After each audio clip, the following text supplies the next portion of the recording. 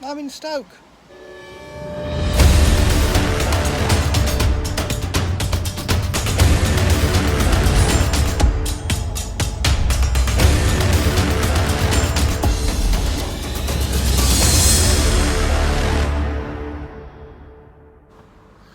Well, hopefully today will be my last and final welfare meeting with work. Give me a chance to hand in all my paperwork. And fingers crossed that'll be it. I hope. But knowing my luck, something's going to go wrong anyway. But yet, anyway, it's a beautiful day. It's sunny, but saying that, there is grey clouds on the horizon. So I have no doubt that within a very short space of time, it's going to rain. Which means it's not a very good sign. I don't know why. Whenever it rains, something bad always happens. But anyway, that being said, as far as I know, I'm definitely back Sunday. Obviously, I've got to go in now and discuss what kind of shift pattern I'm going to do for the next coming 3 or 4 weeks. Before I finally get back into it completely. I was even toying with the idea of asking them to change my shift pattern to a 4 on 4 off. But we shall wait and see.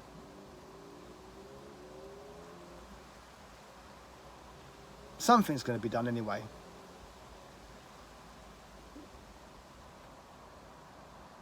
But anyway, I'm going to go and pop to the shop and get a drink, I think. So anyway, I'm back from the shop. You can't beat a Dr. Pepper. And I just got a few treats to eat while I wait. Still seems strange after 3 months of being away to be going back. I mean, this has a habit of happening to me. You know, I had 3 months off before. Totally unrelated incident. But that was hard going back then. These mini pancakes don't feel too fresh. They feel a bit rubbery. Yeah, so I struggled to go back then, and I reckon it's going to be the same now, to be fair.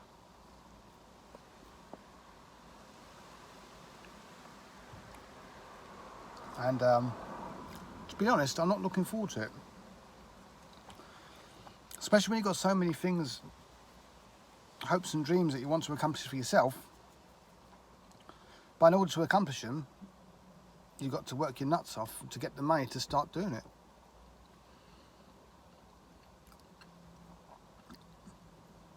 It's like a pointless roundabout of circles.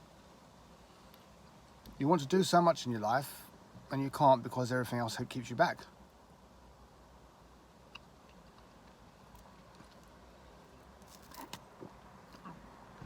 But all we can do is try our best. Well, that's all I can do anyway. It doesn't always work.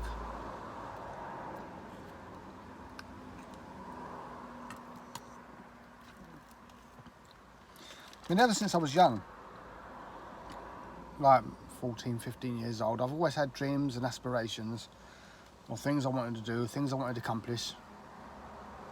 But I never really had the encouragement to be pushed into doing what I wanted to do. But of course, at a young age, like, you're going to change your mind many, many times about what it is you want to do.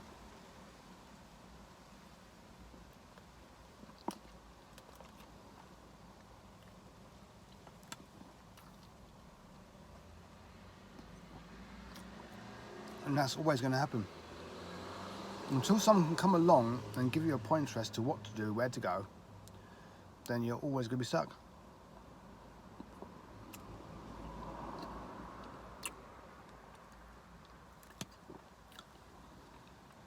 And it'd be nice if there was some kind of system over here that would allow people to be able to explore what they want to do.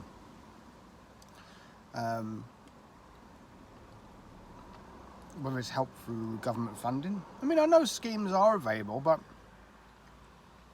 not readily available. You're either going to get a yes or a no, which is going to be the case anyway, but it'd be nice if more people could come forward, put their ideas forward, or have the willingness to be able to put their ideas forward. The trouble is, with this world, too many people stab you in the back. And before you know it, someone's taking your idea and they're making millions of pounds off of it because you didn't have the guts or the want to move forward and take it anywhere. Such a shame, it really is. I mean, I've let so many opportunities slip in the past.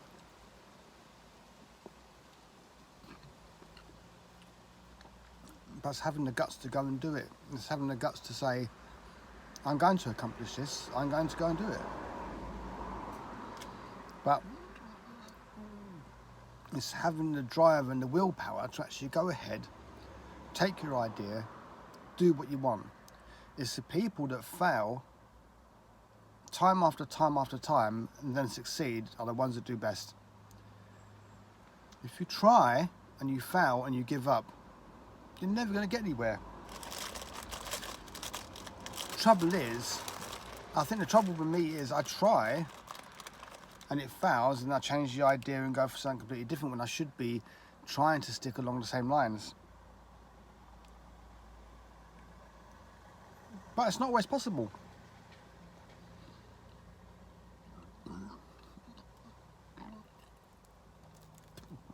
There's so much I'd like to do in my life.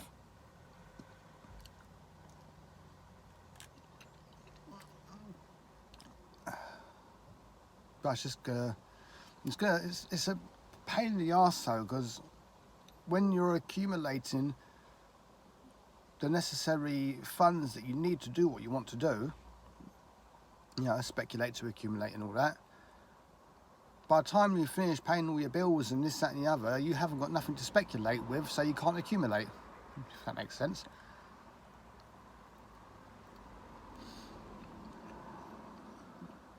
And the biggest pain in the arse is, you could take your ideas places, and if people are not interested and knock you back, it makes you want to give up.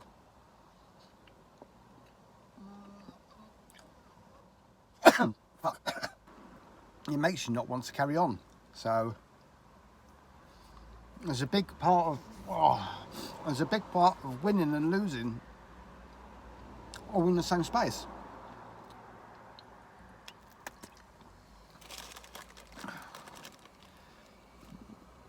But people are controlled too much, and the government wants to control people. They don't want people going out and doing what they want to do. All they're interested in is getting their money. That's all they're interested in. And if something's going to change that, something's going to change that. We all know that every government around the world is hiding something. But what is it? Who knows? If everybody just went against the grain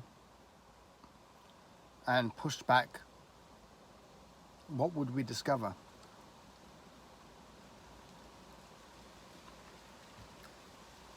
Your guess is as good as mine.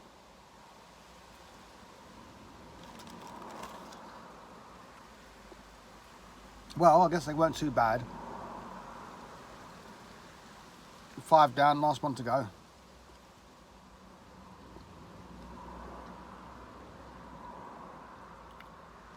I mean, I know from experience that ideas are very rarely listened to, especially extreme ideas, because nobody wants to take a risk, nobody wants to take a chance.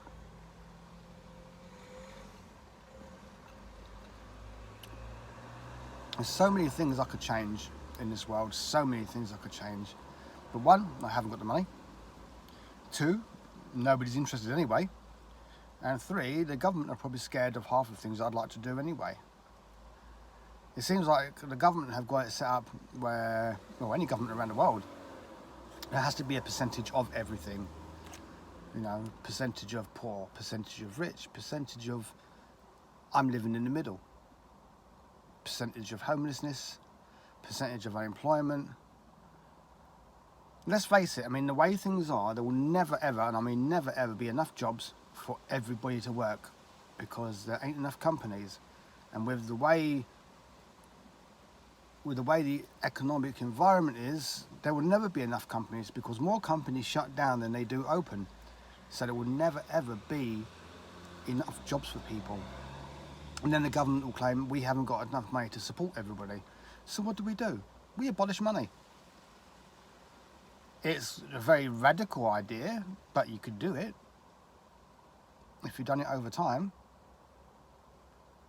You know, why does everything have to be so expensive? What is money at the end of the day, apart from a flappy bit of plastic and some numbers on a screen? That's all it is. That's all it is, just numbers on a screen. That's what determines what money is. Why is a £10 note any more valuable than a loaf of bread? I mean, if I was in the middle of nowhere, I know which one I'd rather have. I mean, you know, I'm stuck in a field, middle of nowhere, no shops for 150 miles. Would I prefer £10 or would I prefer a loaf of bread? You can't eat £10. That automatically makes the bread more valuable.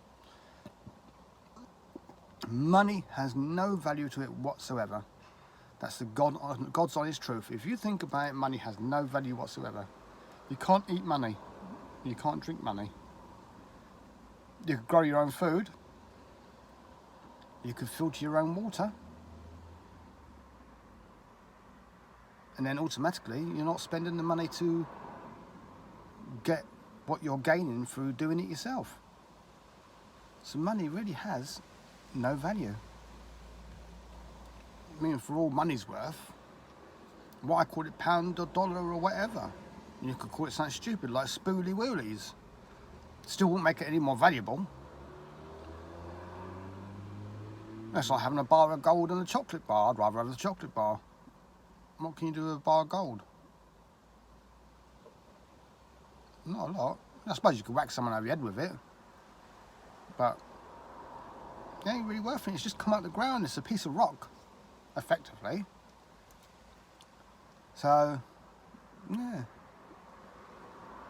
If we could work to better ourselves, knowing that we'd never have to worry about where we're getting food from, never have to worry about replacing things. If we could work to better ourselves instead of working to survive, I think this planet would be a hell of a lot better, to be fair.